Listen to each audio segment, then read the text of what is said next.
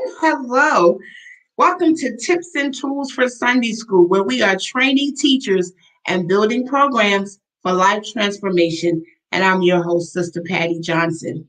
We thank you for joining us on today. This is not our typical Tuesday or Thursday tip because this week we're doing something special. As a Christian education teacher, you should develop a structured plan for how you study, how you outline, and deliver your lesson each week. So this week, I'm going to share with you each day an example of some activities that you could be completing to help you effectively prepare to teach your lesson. And so today is day one.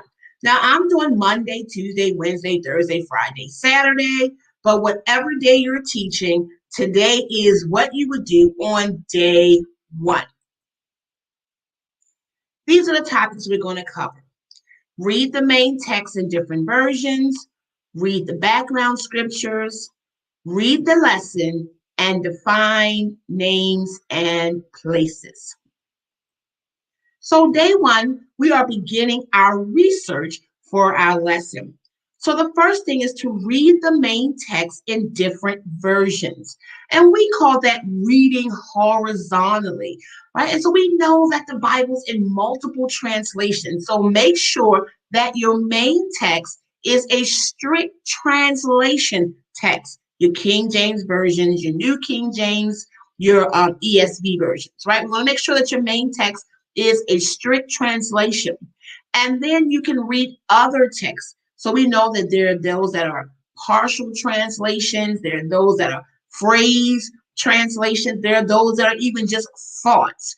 So read horizontally as many versions as you can to help you get a good grasp on the text.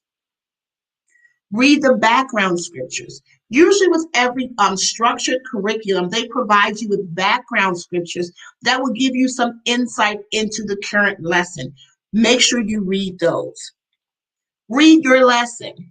And this is something you should do every day. Read your main text and your printed lesson every single day. It is my practice that you should know that printed text and that printed lesson so well that you will not need your book when it's time to teach. And lastly, define every name and place or thing that you see while you're reading. Write down every name of the person. If they name a mountain, write it down. If they name a place, a city, write it down. If they name a particular, maybe a flower or animal, just write down the names and places that you see and go through and define them because they would bring additional information and different thoughts to your lesson study. So that is our lesson tip for today on day one as we begin our weekly lesson plan as we prepare to teach effectively. Thank you for joining us, and we'll see you next time on Tips and Tools for Sunday School, where we are training teachers and building programs for life transformation.